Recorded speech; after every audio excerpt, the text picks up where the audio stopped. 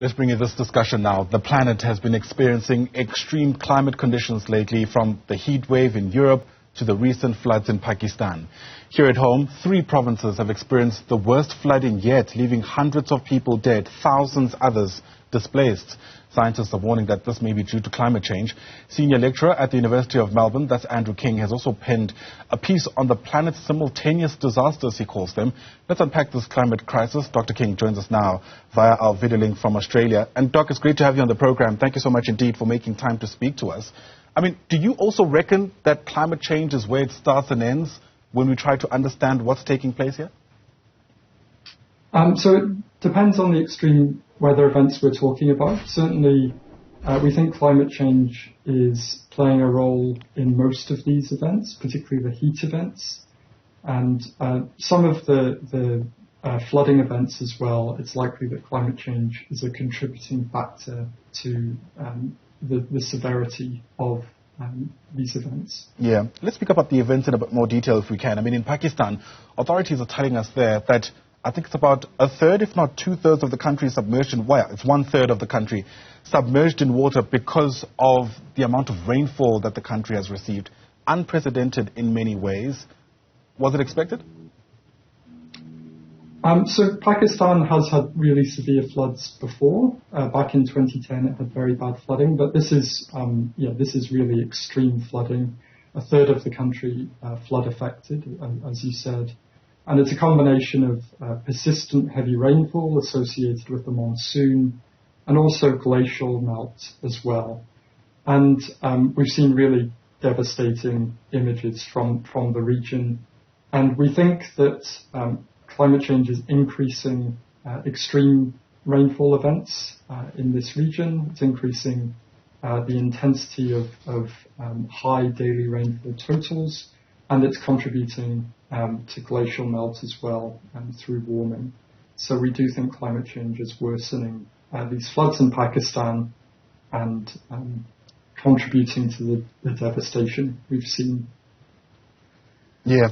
We've often learnt about the La Nina and the El Nino systems, as it were. And in fact, the former is what's affecting us here in South Africa as well, where we've seen larger than usual volumes of water essentially during our summer period. In fact, we're told that similar occurrences are going to take place later this year.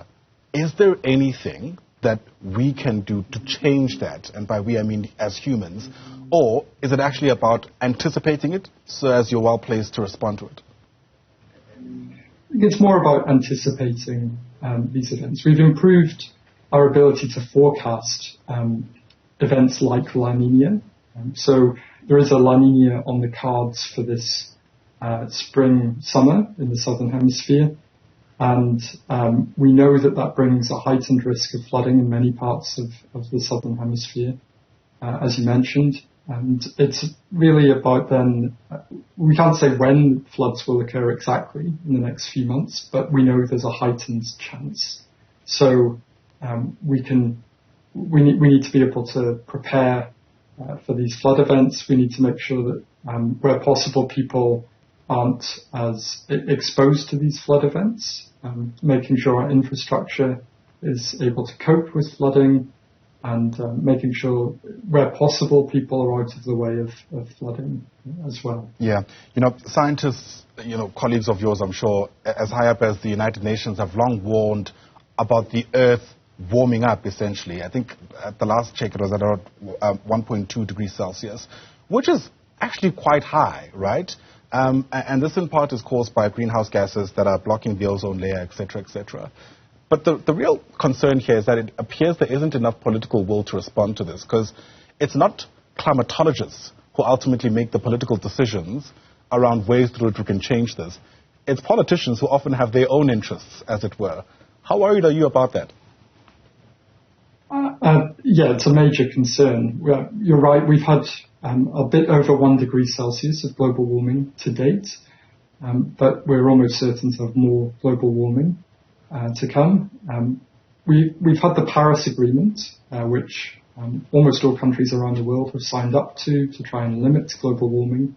Yet greenhouse gas emissions globally are at record high levels. So we're warming the planet very quickly at the moment, and we need to really rapidly decarbonize and really slow down global warming over the next few decades. Otherwise, we're going to see much worse extreme events to come, especially much worse heat waves to come in the coming years and decades. Yeah, it's interesting your emphasis on heat waves. I mean, are the extremes not the same? What do I mean by that?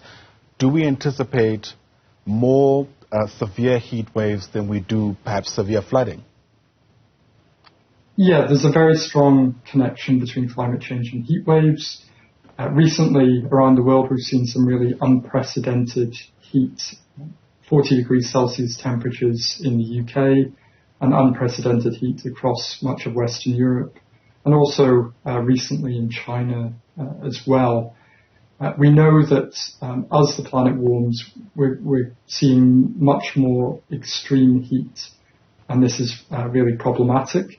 In terms of flooding, we know that climate change is worsening flooding in some parts of the world, including in Pakistan.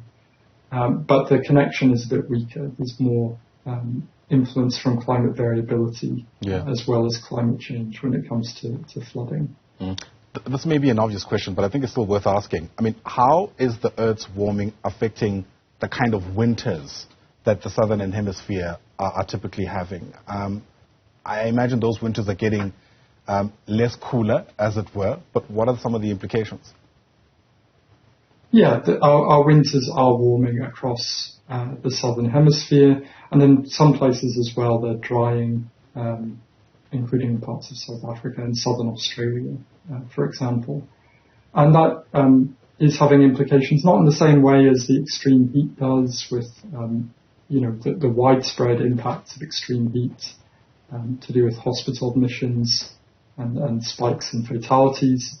But it is disrupting, our warming of winters in the southern hemisphere is disrupting agriculture, changing our weather patterns, and changing and having effects on our ecology as well.